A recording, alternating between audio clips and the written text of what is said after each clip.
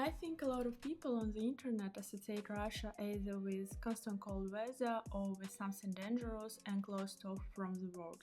But honestly, I kind of do too.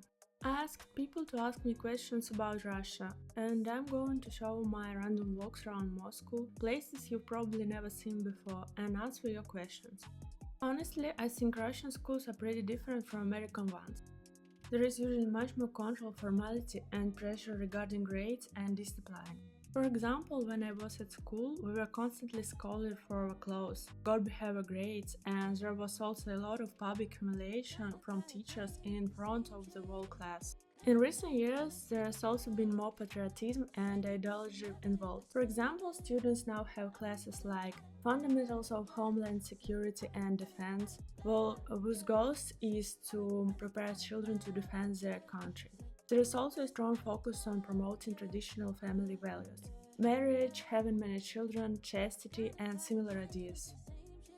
These are just some random recent videos and photos from my life. I love having fun and do different things, but if we're talking about what you can actually do in a city like Moscow, here's what I found today on an events website.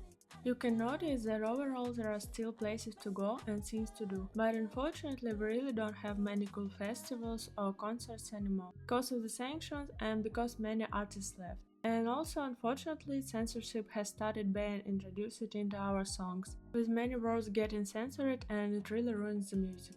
Filming in Moscow is allowed, and people can make regular vlogs and lifestyle content all the time. But it's better not to touch sensitive topics or film government or military-related places.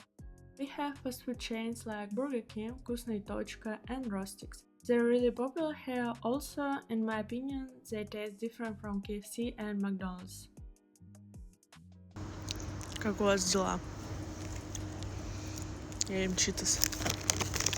А еще у меня есть фругур.